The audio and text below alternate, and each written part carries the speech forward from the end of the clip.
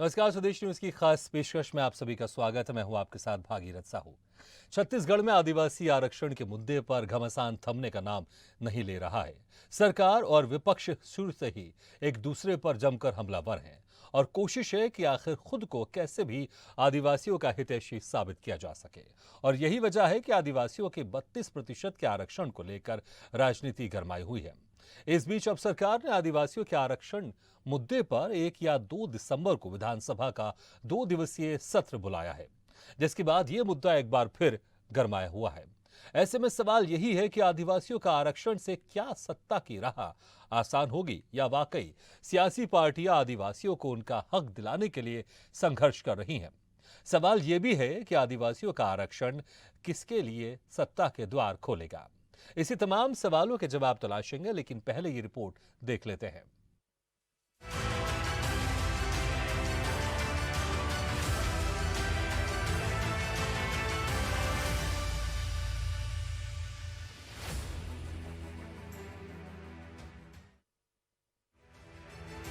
छत्तीसगढ़ के मुख्यमंत्री भूपेश बघेल ने आदिवासी आरक्षण के मुद्दे को लेकर विधानसभा का विशेष सत्र आहूत करने का प्रस्ताव विधानसभा अध्यक्ष को भेजा है। मुख्यमंत्री ने आगामी 1 और 2 दिसंबर को विधानसभा का विशेष सत्र आहूत किए जाने का आग्रह किया है। इसके अलावा महाराष्ट्र, तमिलनाडु और कर्नाटक में आरक्षण की विधिक स्थिति का अध्ययन करने के लिए छत्तीसगढ़ शासन की ओर से वरिष्ठ अधिकारियों और सामाजिक कार्यकर्ताओं का दल जल्द वहां जाएगा। अध्ययन दल के गठन और इस संबंध में आवश्यक दिशा निर्देश को लेकर सामान्य प्रशासन विभाग मंत्रालय द्वारा आदेश भी जारी कर दिया गया है। इधर आदिवासी आरक्षण को लेकर बुलाए जाने वाला विशेष सत्र की मांग पर पूर्व सीएम डॉक्टर रमन सिंह ने कहा कि विशेष सत्र बुलाए जाने का कोई मतलब नहीं है। विशेष सत्र में वही निर्णय होगा जो पहले हुआ है। करिए, विशेष सत्र बुलाने की जरूरत क्या है। सत्र में वही निर्णय होगा जो पहले हो चुका है। एक बार विधानसभा में दोबारा निर्णय हो जाएगा। आप तो अध्यादेश जारी करिए और बोलिए कि हम इसको लागू करेंगे। इस पर संसदीय कार्य मंत्री रविंद्र चौबे ने कहा कि 1 और 2 दिसंबर को होगा विशेष सत्र। हम आरक्षण को कम नहीं होने देंगे। जो जिसका हक है वो उसको दिलाकर रहेंगे। हम किसी भी प्रकार से संविधान में प्रदत्त अधिकारों के तहत अनुसूचित जाति, अनुसूचित जनजाति और पिछड़े वर्ग के आरक्षण को कम नहीं होने देंगे। तो उसी के कारण 2 तारीख को शासकीय रूप से, चाहे वो प्रस्ताव के रूप में आए चाहे विधेयक के रूप में आए, उसकी हम लोग तैयारी कर रहे हैं। ये प्रस्ताव पारित किया जाएगा। इसी के लिए विशेष सत्र आहूत करने का निर्णय लिया गया। तो वहीं आरक्षण के इस मुद्दे पर राष्ट्रीय अनुसूचित जनजाति आयोग के पूर्व अध्यक्ष की प्रतिक्रिया भी सामने आई है। आरक्षण को ये सरकार समाप्त करने पर तुली हुई है। अगर ये जनजातियों के इस आरक्षण को इस तरह से किनारे डालने की कोशिश करेगी ये सरकार, तो भारतीय जनता पार्टी जनजाति जो मोर्चा है, ये इस सरकार को कोशिश करेंगे कि हम उखाड़ के फेंक दें। गौरतलब है कि हाईकोर्ट ने सितंबर माह में राज्य सरकार के वर्ष 2012 में जारी उस आदेश को खारिज कर दिया था, जिसमें सरकारी नौकरियों और शैक्षणिक संस्थानों में प्रवेश में आरक्षण को 58% तक बढ़ाया गया था। न्यायालय ने कहा था कि 50% की सीमा से अधिक आरक्षण असंवैधानिक है। इस फैसले के बाद आदिवासी समुदायों के लिए आरक्षण 32% से घटकर 20% हो गया है। फैसले के बाद से राज्य के 42 आदिवासी समुदायों का संगठन छत्तीसगढ़ सर्व आदिवासी समाज राज्य सरकार से नाराज है। तो वहीं मुख्य विपक्षी दल भारतीय जनता पार्टी ने भी राज्य सरकार के खिलाफ मोर्चा खोल दिया है। भाजपा ने कांग्रेस सरकार पर आदिवासियों के आरक्षण अधिकारों की रक्षा करने में विफल रहने का आरोप लगाया है।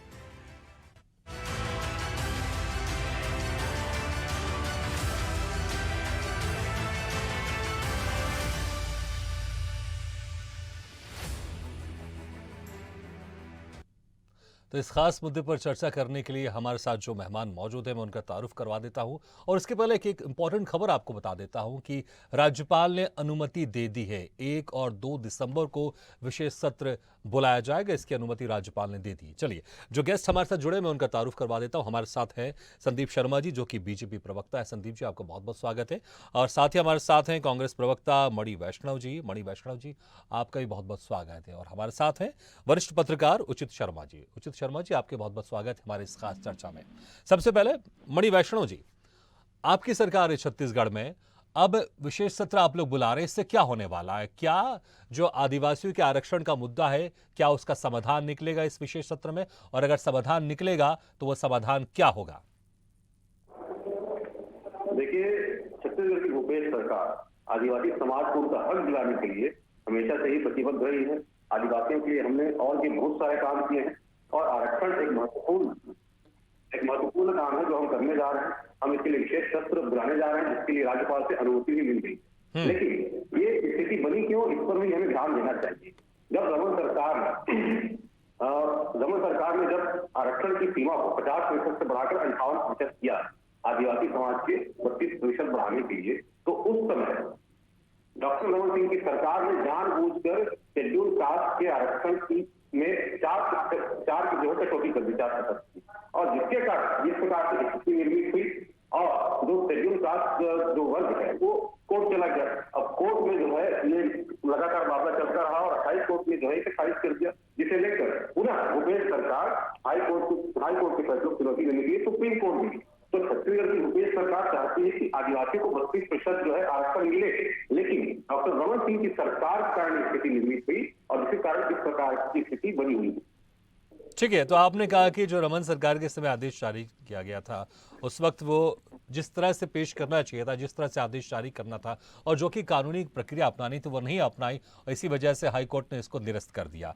संदीप शर्मा जी, देखिए, सीधे तौर पर जो कांग्रेस के प्रवक्ता है वो आपकी सरकार पर आरोप लगा रहे कि जो आपकी सरकार थी, तत्कालीन सरकार थी, उस वक्त 2012 में जो आदेश आप लोग ने जारी किया था वो आप लोग की कमी के कारण, क्योंकि उस कानूनी प्रक्रिया का पालन नहीं किया गया था, इसके चलते हाई कोर्ट ने इस आदेश को रद्द कर दिया। लेकिन अभी विशेष सत्र बुलाया जा रहा है, तो आपको क्या उम्मीद है, आपको लगता है कि इस विशेष सत्र में ऐसा कोई समाधान निकलेगा जिससे आदिवासियों को लेकर, क्योंकि आपकी पार्टी चाहती है आदिवासियों को 32% आरक्षण मिले और कांग्रेस की पार्टी भी चाहती है कि 32% आरक्षण आदिवासियों को मिले, लेकिन क्या इस विशेष सत्र में कोई समाधान निकलेगा, आपको लगता है? देखिए भागीरथी जी, मैं आपको बताना चाहूंगा कि कांग्रेस पार्टी जिस आरक्षण के मामले में, जो मामला कोर्ट में चल रहा था हाई कोर्ट में, उस मामले में अपने ढंग से पैरवी नहीं की। पैरवी के समय इनके वकील, जिनको जो इसके विशेषज्ञ वकील है जिनको वहां पर लगाना था, विशेषज्ञ वकीलों को वहां नहीं लगाया। बहुत सारे समय तक इन्होंने इस पर कोई जवाब भी प्रस्तुत नहीं किया और ये सरकार लगातार उस मामले में भागते रही है। सबसे बड़ी बात यह है कि रमन सरकार ने जो आरक्षण की नीति लागू की थी 2012 में, वही आरक्षण नीति न केवल लागू की थी, उसी के आधार पर सारा काम यहाँ पर और सारे नौकरियों में और सारे जगहों में भर्ती होनी भी शुरू हो गई थी। अब ये मामला कोर्ट में था, कोर्ट में ले गया कौन था? प्रश्न उठता है। जो लोग कोर्ट में ले गए थे, सारे लोगों को इस भूपेश बघेल जी की सरकार ने उपकृत किया। जो लोग इसके विरुद्ध पिटीशन लगाए थे, उनको अनेक जगहों पर इन्होंने अध्यक्ष बनाया, कई फोरम में बना करके, और उनको उपकृत करने का काम किया। अब दूसरी बात ये कह रहे हैं कि हम ये आरक्षण में इनका 32% करेंगे, 22% करेंगे, 14% करेंगे। इन्होंने एक अध्यादेश लाया था खुद ही इस सरकार ने, और जब अध्यादेश इन्होंने लाया, उस अध्यादेश को बाद में इन्होंने विधानसभा में पारित नहीं कराया। और दुर्भाग्य ये कि इन्होंने जो अध्यादेश लाया था जिसमें इन्होंने आरक्षण को बढ़ाकर 81% भी किया है, उस अध्यादेश के खिलाफ जो व्यक्ति हाईकोर्ट गया, उस पर स्थगन लिया, उस व्यक्ति को भी इन्होंने पुरस्कृत करने का काम किया और एक शोध पीठ का उनको अध्यक्ष बना दिया तत्काल। तो जो सरकार के नीति के खिलाफ जा करके कोर्ट से स्टे लाता है, उसको ये जो है तत्काल जो पुरस्कृत करते हैं, ये सरकार की मंशा को स्पष्ट करती है कि सरकार के आरक्षण के विषय में नीति क्या है। और दूसरी बात, जो संविधान की बात कर रहे हैं, मुख्यमंत्री जी एक तरफ तो कहते हैं कि हम सारा काम संविधान के दायरे में करेंगे। तो संविधान का दायरा ये है कि आरक्षण किसी भी मामले में 50% से अधिक नहीं हो सकता। तो सरकार को और खासकर भूपेश बघेल जी को बताना चाहिए कि वो किस संविधान की बात कर रहे हैं। एक तरफ तो कहते हैं मैं संविधान की पालन करूंगा, दूसरे तरफ कहते हैं कि हम आरक्षण को इस तरह से बढ़ाएंगे, उनको 32 देंगे, उनको 34 देंगे। सबसे महत्वपूर्ण बात मैं आपको एक और बताना चाहूंगा भागीरथ जी, जिस तरफ किसी का ध्यान नहीं गया। जब आरक्षण 58% हुआ और 58% से घट करके जब उसको वापस हाईकोर्ट ने कह दिया कि 50% की सीलिंग से ज्यादा नहीं, उनको 50% किया, तो आरक्षण को कमी कर दिया इन्होंने। 32% जो अनुसूचित जनजाति को था, उसमें सीधा 12% घटा दिया आरक्षण को, और बाकी किसी का नहीं घटाया। और उस समय अगर कि मान लो कोर्ट ने कोई फैसला किया भी है, जो निर्णय पर आए हैं, तो कहीं ना कहीं प्रोपोर्शनल बात होनी थी, उस पर कहीं ना कोई दलील पेश करनी थी सरकार को। लेकिन एकाएक आदिवासी समाज और हमारे जो वनवासी समाज के लोग हैं उन्हीं का आरक्षण जो है बड़े पैमाने पर कम हो गया। और ये सरकार जो है अदालत में तमाशाबीन बनी रही, ये जानबूझ करके सब तमाशा वहां पर देखते रहे और हमारे अनुसूचित जनजाति के जो भाई हैं उनका आरक्षण उनसे छीन गया। तो भूपेश सरकार जो है कुल मिलाकर के आदिवासी विरोधी सरकार है, उनका चेहरा पूरी तरह से ठीक है, बेनकाब हो मैं गया। आप दोनों प्रवक्ताओं को एक जरूर बात कहना चाहूंगा, जो जनता अभी देख रही है और जो आदिवासी समाज के लोग भी देख रहे होंगे आप दोनों को, ये यही सोच रहे होंगे कि बस आप दोनों एक दूसरे के ऊपर आरोप प्रत्यारोप कर रहे हैं। कांग्रेस कह रही है बीजेपी के कारण उनको आरक्षण नहीं मिला, बीजेपी कह रही है कांग्रेस के कारण आरोप नहीं मिला। नहीं ठीक है, मैं दोनों प्रवक्ताओं को इसमें शामिल कर रहा हूँ। जी ठीक है, मैं आता हूँ आपके पास, मैं आता हूँ, मैं संदीप जी आता हूँ आपके पास, मैं आता हूँ। 10 सेकंड ठीक है 10 सेकंड ले लीजिए आप। तो मैं आरोप नहीं लगा रहा हूँ, जो पूरी परिस्थिति हुई है, जो कुछ भी हुआ है सिलसिलेवार मैंने तथ्यात्मक ढंग से बात को रखी है, मैं केवल कोरा नहीं आरोप लगा रहा हूँ। ठीक है, हो गया, ठीक है, आपने कहा। उचित शर्मा जी, देखिए जो मैं अभी कह रहा था कि जो जनता देख रही होगी, आदिवासी समाज के लोग देख रहे होंगे, उनको ऐसा लग रहा है कि उनका जो आरक्षण का जो मुद्दा है वो टेनिस बॉल की तरह हो गया है, कभी इस कोर्ट जा रहा है, कभी उस कोर्ट जा रहा है। लेकिन ये समाधान इसका कब होगा? अभी हाँ, अब 1 और 2 दिसंबर को विशेष सत्र बुलाया जा रहा है। आपको लगता है उचित शर्मा जी कोई समाधान निकल पाएगा इससे विशेष सत्र में विधानसभा के? जी, ये पहला विषय है जो मैं इस सरकार पर देख रहा हूँ कि जिसमें दोनों ही एग्री है, no doubt. Bharatiya Janata party भी एग्री है 32% के लिए और कांग्रेस भी एग्री है। अब ये एक दूसरे के प्रोसीजर मिस्टेक निकाल रहे हैं कि भाजपा ने क्या किया था और कांग्रेस क्या कर रही है। अगर कांग्रेस ये कह रही है कि इन्होंने बहुत कुपोषित ढंग से रिप्रेजेंटेशन किया कोर्ट में और इसके कारण ये रिजल्ट और बलशाली रिजल्ट नहीं आया, मोटा मोटी उनका कहने का जो मतलब था। लेकिन मुझे नहीं लगता कि कोर्ट में इस तरीके की कोई व्यवस्था होती है कि अगर कोई केस को नई चीजें आती है तो हम उसको भी उसमें लगा सकते हैं, नए नियम भी लगा सकते हैं, नई जानकारी भी लगा सकते हैं। कोर्ट को गुमराह की बजाय कोर्ट के नॉलेज में हम वो सब चीजें भी ला सकते हैं जो पहले से नहीं थी। ऐसी व्यवस्था रहती, जहां तक मुझे ज्ञान है। तो ऐसे नहीं कि अगर कोई चीजें छूट गई हो तो इस सरकार में नहीं दी जा सकती थी या इस सरकार के वकील उसको नहीं दे सकते थे, ये बात मैं नहीं मानता।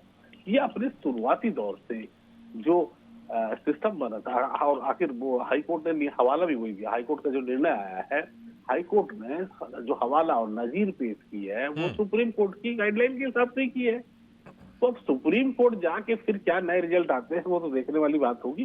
फिलहाल ये अध्यादेश पे बात अटकी और अध्यादेश की एक तरीके अपनाए जाएंगे और अध्यादेश ला के अब संविधान कोई परिवर्तन। बाकी बहुत अच्छा बोल रहे थे संदीप शर्मा जी की संविधान तो ये कहता है अब नया संविधान ला लोगे तो बात अलग है, संविधान के अनुसार तो ये कर नहीं सकते हैं, अब संविधान ही बदल डालो तो बात अलग है। उचित शर्मा जी, मैं वही कह रहा हूँ, क्या विधानसभा को इतना अधिकार है कि वो जब हाई कोर्ट ने जो एक आदेश पारित कर दिया है, ठीक है, अध्यादेश लाके उसको कुछ समय के लिए उसको लागू कर सकते हैं, लेकिन लंबे समय के लिए क्या विधानसभा जो अभी विशेष सत्र होने वाला है उसमें क्या समाधान निकलेगा? कितना अधिकार है उनके पास, कितना पावर है कि जो 32% आरक्षण का मुद्दा है आदिवासियों का, उसका कोई हल निकल पाएगा? क्या अधिकार है? ये पूरा का पूरा पेज फंसा हुआ है। आप ऐसा नहीं कि आप जो निर्णय लेके अध्यादेश ला के आप वहां सबमिट कर दे दें और उसी अनुसार ये लड़ाई लंबी चलेगी, इतनी आसान भी नहीं रहेगी। क्योंकि केंद्र के जो नियम है इस विषय में, जो केंद्र की नजीर है और केंद्र के जो नियम है वो इतर है और जो हम बनाने जा रहे हैं वो इतर है। इसका रिजल्ट जरूर, अगर ये कोई तथ्य तर्क जो तमिलनाडु और कर्नाटका और महाराष्ट्र ये जा रहे हैं, एक विजिट करने जा रहे हैं और वहां के सिस्टम को समझने की जो कोशिश कर रहे हैं, उसके बाद अगर कोई चीजें अगर ये सिस्टम में दे पाए तो बात अलग हो सकती है, अदरवाइज ये पेज फंसा हुआ है। लेकिन सैद्धांतिक रूप से तो दोनों एग्री है, नो डाउट कि भारतीय जनता पार्टी इसका पूरा का पूरा लाभ आने वाले समय के चुनाव में लेगी, वर्तमान उपचुनाव में भी लेगी।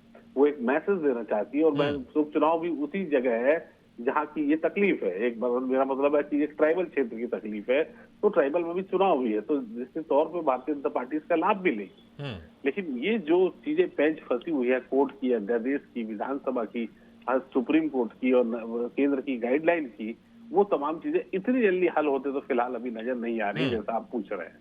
ठीक है संदीप जी, आप मुझे हाथ उठा रहे हैं, आप उंगली दिखा रहे हैं, लेकिन मैं आपके पास आऊंगा। मैं पहले एक बार रुक कर लेता हूं मणि वैष्णव जी का, उसके बाद फिर मैं आता हूं। मणि वैष्णव जी, देखिए ऐसा लग रहा है कि जो पूरी कवायद की जा रही है, देखिए इसके पहले एक बात कहना चाहूंगा, सबसे अच्छी बात है कि ये विषय ऐसा है कि जहां पर बीजेपी और कांग्रेस दोनों एग्री हैं, दोनों राजी हैं इस विषय पर, इसमें तो कोई दो राय नहीं है। लेकिन अभी ऐसा लग रहा है, दोनों तरफ से कवायद ऐसी लग रही कि जो 1 साल के बाद चुनाव होने वाला है उसको लेकर ये सारी कवायद चल रही है, उसको लेकर ये विशेष सत्र बुलाया जा रहा है। क्योंकि जैसे वरिष्ठ पत्रकार कह रहे थे उचित शर्मा जी कि इतना आसान नहीं है, इसका समाधान इतनी जल्दी निकलेगा नहीं, अभी मामला इसमें लंबा चलेगा। लेकिन फोकस ये है, ये जताने की कोशिश की जा रही है दोनों पार्टियों की तरफ से कि आदिवासी समाज को मैसेज दिया जा रहा है कि हम आपके हितैषी हैं, हम आरक्षण दिलवाएंगे आपको 32%। और यही कोशिश आप लोगों की तरफ से भी की जा रही है, आपकी कांग्रेस सरकार की तरफ से। इसलिए आप लोग ने यह विशेष सत्र बुलाया है, क्योंकि समाधान क्या निकलेगा अगर कुछ है तो मैं चाहूंगा आप बताएं उसको। देखिए, विधानसभा का जो विशेष सत्र बुलाया जा रहा है वो इसी नियत से बुलाया जा रहा है ताकि आदिवासियों को 32% आरक्षण का लाभ दिलाया जा सके। और रही बात भारतीय जनता पार्टी की सहमति की, तो भारतीय जनता पार्टी केंद्र के सामने सहमत रही हो। ठीक है, देखिए मैं मणि वैष्णव जी, मैं वही सवाल कर रहा हूं कि इस विशेष सत्र में क्या आप लोग अध्यादेश लेकर आएंगे या क्या करेंगे, क्या होगा इस विशेष सत्र में, ये जानना चाहती है जनता। जी देखिए, विधानसभा के विशेष सत्र में प्रयास किया जाएगा कि आदिवासियों के जो 32% आरक्षण का जो मार्ग वो खुल जाए। और बात जो जहाँ पे जो पेश फसले की जो बार बार बात हो रही है, तो पेश फसाया किसने, इसे सबसे पहले समझना जरूरी है। बड़ी वैष्णव जी वही तो नहीं बता रहे हैं आप कह रहे हैं कि विशेष सत्र इसलिए बुलाया जा रहा है ताकि कुछ हो जाए। क्या करेगी सरकार, यही तो जनता जानना चाहती, क्योंकि इतना आसान नहीं है, कानूनी दावपेच में उलझना पड़ेगा आप लोग को। तो क्या होगा इस विशेष सत्र में? विधानसभा सत्र में जो होगा वो जनता के सामने होगा। और मैं बार बार कह रहा हूँ कि हम आदिवासियों के पक्षधर हैं, आदिवासियों के आरक्षण के पक्षधर हैं, और वो दिलाने को बिल्कुल प्रयास करेंगे। लेकिन जो बार बार पेट फंसने की बात हो रही है और भारतीय जनता पार्टी के सहमत होने की बात हो रही है, तो मैं भारतीय जनता पार्टी आदिवासी आरक्षण में सहमत है, इस बात को पूरी तरह से खारिज करता हूँ। अगर भारतीय जनता पार्टी आदिवासी के 32% आरक्षण के सहमत होती तो भारतीय जनता पार्टी जानबूझकर ये पेट नहीं पकड़ती। भारतीय जनता पार्टी ने 50% से बढ़ाकर 58% जब किया आरक्षण को, तो उसमें 4% की जानबूझ की शेड्यूल कास्ट के जो वर्ग है उसमें कटौती कर दी ताकि इन लोगों के लिए रास्ता खुल जाए हाईकोर्ट जाने का। जानबूझ कर गलती की गई ताकि इसमें विवाद हो और इस जो आरक्षण है जो वापस जो आरक्षण है वो पेश फंस जाएगी। तो भारतीय जनता पार्टी की गलती का जो खामियाजा है पूरा आदिवासी वर्ग भुगत रहा है। और सबसे बड़ी बात जो 3-4 सवाल है उसका जवाब भारतीय जनता पार्टी को देना चाहिए कि आरक्षण बढ़ाने के लिए तत्कालीन गृह मंत्री नंदीराम तंवर की अध्यक्षता में जो कमेटी बनाई गई थी उसकी सिफारिश को अदालत के समक्ष क्यों नहीं रखा गया? तत्कालीन मुख्य सचिव सिफारिश क्यों नहीं रखी गई? संदीप शर्मा जी, सिफारिश क्यों नहीं रखी गई जो जिक्र कर रहे हैं मणि वैष्णव जी? ठीक है, ये आपके सवाल में पूछ लेता हूं, मैंने पूछ ही लिया संदीप शर्मा जी को, उन्होंने सुन लिया होगा। संदीप शर्मा जी जवाब दें आप। देखिए, एक तो खैर मैं थोड़ा सा, हमारे उचित भाई कह रहे थे कि अध्ययन दल बनने वाला है, अध्ययन दल करके आएंगे। तो अध्ययन दल तो शराबबंदी के बारे में उन्होंने बनाया था, पूरा ड्रामा किया 4 साल तक। जरा शांत कराइए भाई। ठीक है, उनको थोड़ा जवाब तो देने दीजिए। नहीं ठीक है मणि वैष्णव जी, उनको थोड़ा जवाब देने दीजिए। ब्लड प्रेशर बढ़ जाते हैं लोगों को, ये बड़ा दिक्कत है। चलिए, तो होता है, ड्रामा से ज्यादा कुछ नहीं होता है, ड्रामा कर रहे हैं लोग। दूसरी बात ये है कि ये सब जितना वो रिपोर्ट ये सब बात छोड़िए। हमने जो आरक्षण का जो यहाँ पर प्रस्ताव लाया था उसमें तो 32% लाया था आदिवासियों के लिए। आदिवासियों का आरक्षण आपकी देखरेख में जब मामला कोर्ट में चल रहा था तो वो 32 हो गया। बाकी आरक्षण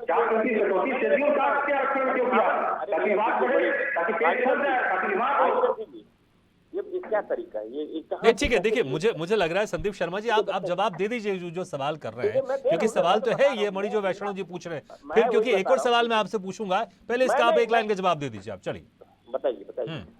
यही जवाब की जो कमेटी बनी थी इसकी सिफारिश क्यों नहीं पेश की गई? 58% से आरक्षण जब घट के 50% हुआ तो एक तरफा जो है 12% आरक्षण कैसे घट गया आदिवासियों का? ये सरकार क्या कर रही थी? मैं यही पूछ रहा हूँ। मेरे पूछने से मतलब है कि आदिवासियों के पक्ष को सरकार रखने में नाकाम रही या जानबूझ करके अवहेलना की है, मैं आपको बता रहा हूँ। दूसरी बात ये जो बाद में अध्यादेश आया, उस अध्यादेश का क्या हुआ? उस अध्यादेश को तीनों विधानसभा में पारित नहीं कराया, और उस अध्यादेश के खिलाफ जो व्यक्ति हाईकोर्ट जाकर के स्टे लाया है उसको इन्होंने शोध संस्थान का अध्यक्ष बनाया। और कब बनाया? जब वो स्टे ले आया।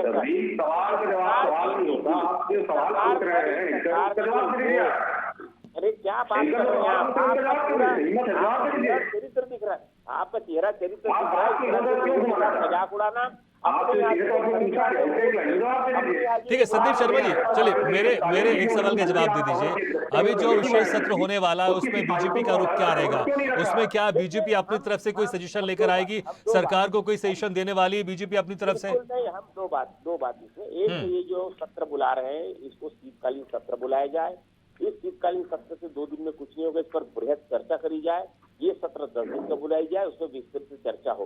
और भारतीय जनता पार्टी हर हालत में चाहती है कि आदिवासी भाइयों को उनका हक मिले। हम इसमें कहीं पर भी हमारा कोई ड्यूअल पॉलिसी नहीं है, हमने साफ कह दिया। और बार बार आरक्षण की कांग्रेस पार्टी की जो दोहरा चरित्र रहा है वो जो है पटल पर दिख रहा है, सारे जनमानस में दिख रहा है। ये जो है भूपेश बघेल चरित्र दोहरा होता है, विधानसभा में क्यों नहीं बुलाया जाता भाई? और हाई कोर्ट के फैसले के खिलाफ सुप्रीम कोर्ट नहीं गए होते हम। दोहरा चरित्र होता है, दोहरा चरित्र तो अभी विधानसभा में दिखेगा, शोर शराबा मचाएंगे वहाँ, तब वहाँ दिखे दोहरा चरित्र। आप भी आप कौन बोल रहे हैं? विधानसभा में कौन रहेगा ये आप लोग? देखिए यही हो रहा है संदीप शर्मा जी और मणि वैष्णव जी कि आदिवासी के मुद्दे पर सिर्फ बहस ही हो रही है, समाधान कुछ नहीं निकल रहा है। ठीक है ठीक है, 10 सेकंड में आप अपनी बात कंप्लीट कर लीजिए। ठीक है कीजिए। मैं ये पूछ रहा हूँ, जब आप मुझको बोलने का अवसर देते थे बीच में बोलते क्यों है? हमारी पार्टी का नहीं, आप कुछ और बोलते हैं ना, इधर उधर पूछते हैं, किस तरह जवाब देते हैं आप? इधर उधर घुमाते हैं बातों को, ठीक है, तो होना पड़ता है। संदीप शर्मा जी आप अपनी बात रखिए, आप अपनी बात कह दीजिए। 10 सेकंड फिर मैं उचित शर्मा जी के पास जाऊंगा। इनकी बौखलाहट को बताता है पूरी तरह से कांग्रेस पार्टी बौखलाई हुई है। आदिवासियों के मामले में जितने भी इन्होंने वायदे आदिवासी समाज को किया था तो जो सारे मामले में फेलियर हो गए हैं।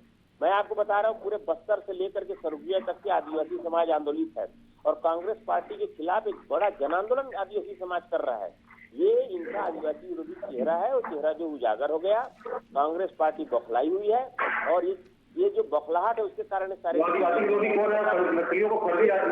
ठीक है, फिर मैं वही कह रहा हूँ कि आदिवासी मुद्दे पर सिर्फ इसी तरह के आरोप प्रत्यारोप चल रहे हैं। समाधान क्या होगा अभी किसी को समझ में नहीं आ पा रहा है। उचित शर्मा जी देखिए, ठीक है संदीप शर्मा जी आपने समय लिया, मैंने आपको दिया। उचित शर्मा जी, क्या ये जो कवायद चल रही है, अभी विशेष सत्र बुलाया जा रहा है और जो आपने पहले जिक्र कर दिया कि अभी ये मामला लंबा चलेगा, इतनी जल्दी इस मामले का समाधान नहीं निकलेगा, लेकिन ये सारी कवायद जो विशेष सत्र बुलाया जा रहा है अभी, ये सिर्फ चुनाव को लेकर है क्योंकि 1 साल के बाद छत्तीसगढ़ में चुनाव होना है और दोनों पार्टी ये जताना चाह रही है कि हम आदिवासी समाज के हितैषी है, हम ही उनका उद्धार करेंगे, हम ही 32% आरक्षण उनको दिलाएंगे।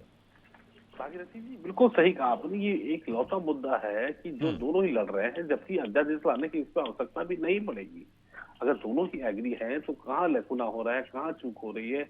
अगर पक्ष और विपक्ष दोनों ही लोग आदिवासियों का हित चाह रहे हैं, एक को जनता का हित चाह रहे हैं, उनको ऐसा लगता है कि इनके लिए करना चाहिए जिसमें हम चूक गए हैं, तो ये तो साझा प्रयास होने चाहिए। लड़ाई झगड़े की बजाय एक साझा प्रयास पे होने चाहिए और एक संदेश और नजीर भी पेश करनी चाहिए कि अगर मुद्दा बहुत अहम है, बहुत गंभीर है, तो दोनों ही लोगों को, दोनों ही नेताओं को अपने अपने संज्ञान लेना चाहिए। लेकिन मामला ऐसा सरल और सहज नहीं है जितना आप और हम सहज बात कर रहे हैं और समझ रहे हैं। ये मुद्दा है, इस विषय को। अच्छा उचित शर्मा जी, समय का मैं इसी में एक सवाल और जोड़ रहा हूँ कि दोनों पार्टी जानते हैं कि यह मुद्दा इतनी जल्दी सुलझने वाला नहीं है, इसलिए दोनों पार्टी मिलकर कोई समाधान निकालने की कोशिश भी नहीं कर रही है, बल्कि एक दूसरे पर आरोप प्रत्यारोप लगा रही है।